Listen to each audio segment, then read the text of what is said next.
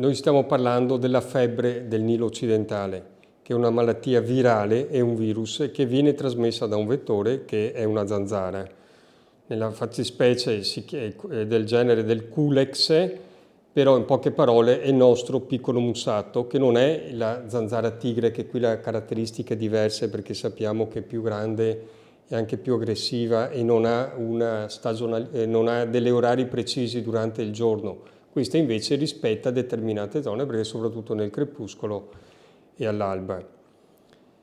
Quello che il ciclo del virus è che il virus arriva con gli uccelli migranti, e per questo viene dal Nilo, proprio per questo si chiama dal Nilo occidentale, è una delle zone proprio in cui durante la migrazione si fermano transitoriamente prima di andare ancora più verso il nord, verso soprattutto la Romania, ecco che sono le grandi foreste della Romania. Questi uccelli portano il virus e trovano il vettore che da noi è presente, è compliante, è possibile che possa trasmettere il virus, e da qui comincia il ciclo. Si gira, vedete qui sono dei bellissimi dépliant fatti dalla regione del Veneto, in cui spiega in maniera molto semplice che vedete che il ciclo è fatto dalla zanzara che ha il virus e lo trasmette tramite gli uccelli e si mantiene solamente, il virus che quindi si mantiene solamente in questa maniera.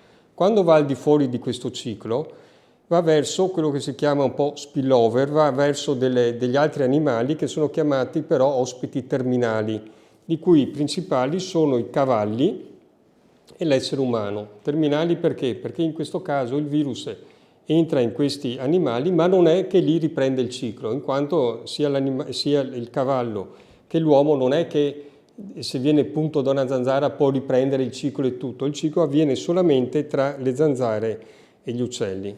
E poi, quando ovviamente gira, perché queste zanzare sono state infettate da questi uccelli migratori e sono arrivati, allora riprende il ciclo e chi è lì vicino, sia i cavalli che l'uomo, possono ammalarsi. Ricordiamo che anche i cavalli hanno un quadro di tipo neurologico rilevante, abbastanza simile a quello che si verifica molto raramente anche nell'uomo.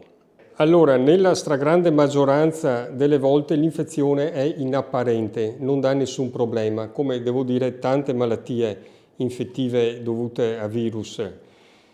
In alcuni casi dà dei sintomi poco significativi, dà solo un po' di febbre, un quadro simile influenzale diciamo, ma molto modesto, e in una piccolissima parte, meno dell'1%, dà le complicanze più importanti, che sono quelle neurologiche, cioè la famosa encefalite, cioè interessamento del sistema nervoso centrale, che colpisce soprattutto anche in questo caso determinati pazienti, va solamente a colpire pazienti molto anziani, che sono quelli più facilmente aggredibili, mentre nei giovani di solito passa in una maniera molto poco sintomatica. Questo è rilevante perché il paziente asintomatico, per esempio, è rilevante non tanto per la trasmissione, ma nel caso questo fosse donatore di sangue, ovviamente potrebbe trasmettere il virus. Ecco perché in determinate zone come la nostra, ovviamente ci sono delle indagini molto approfondite che vengono fatte nei donatori e in certi momenti vengono anche sospese le donazioni in determinati momenti.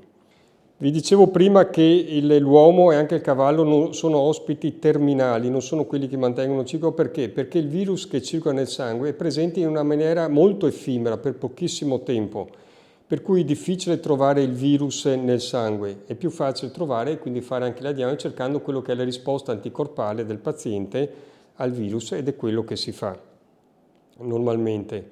Quindi la diagnosi è anche diciamo abbastanza semplice, alla portata diciamo della maggior parte dei laboratori. Poi ovviamente bisogna cercare anche la famosa conferma a livello regionale, perché ci sono delle situazioni in cui la positività degli anticorpi potrebbe essere data anche da altri virus e quindi dare delle grosse reazioni. Però parliamo, per esempio, voi sapete esiste anche il virus della dengue, che è un po' anche questo della famiglia del West Nile, e uno che ha avuto un'infezione da dengue in passato potrebbe avere anche degli anticorpi che cross reagiscono con la febbre del Nilo, per cui bisogna fare degli esami più approfonditi. Però diciamo la maggior parte della gente che non è andata all'estero, che sta qui, che ha una serologia molto positiva e che ha un quadro molto tipico, la diagnosi è abbastanza semplice. Allora, lì il virus, diciamo, è presente in pianta stabile, o meglio in fase endemica nella nostra zona ormai da circa 15 anni, da quando è arrivato nel 2008, in cui abbiamo avuto delle annate in cui abbiamo avuto diversi casi, diverse decine di casi, degli altre annate in cui non avevamo nessun caso, pur però avendo delle condizioni, come dicevo, permissive, soprattutto qui nelle nostre lagune, perché poi gli uccelli migratori vanno in quelle zone. Quindi a volte arriva, a volte non arriva, è un virus molto capriccioso. Allora, come si fa a capire, prima che compaiano ovviamente i casi umani, se il virus sta circolando o meno? Perché questo così.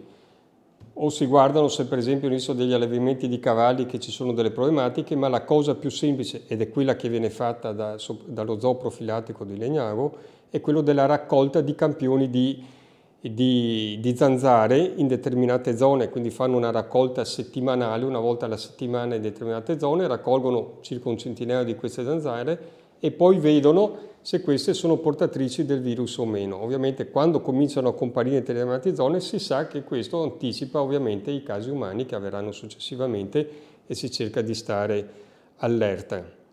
Ovviamente questo, come dicevo prima, sono zanzare che lo trasmettono e le zanzare ovviamente richiedono di acqua per moltiplicarsi. È ovvio che in determinate zone non è possibile fare granché, però nelle zone urbanizzate la cosa più importante è che queste zanzare prolificano in maniera abbondante se c'è dell'acqua, anche se c'è ma delle pozzanghere, qualcosa. Per cui la cosa in assoluta più performante e più utile da fare è quella di eliminare in maniera totale quelle che sono eventualmente delle raccolte d'acqua su vasi, qualcosa di esposto, su pozzi eccetera, che vanno coperti o vanno trattati. I tombini stessi, per esempio, una delle modalità che poi vedremo anche segnalato in un comunicato stampa proprio recente di oggi, anche per esempio sui tombini, ovviamente se voi guardate a volte ci sono delle zanzare che prolificano lì, insomma, quindi l'ideale sarebbe ovviamente andare a trattare con delle pastiglie di larvicidi quelle zone lì.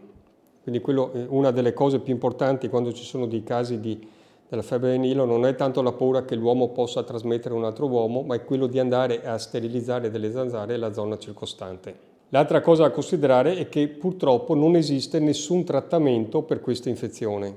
Questa infezione colpisce, nell'anziano purtroppo dà dei problemi, nel giovane anche se ci sono dei casi di encefalite, ma di solito sono forme lievi che guariscono di solito senza lasciare nessuna problematica particolare.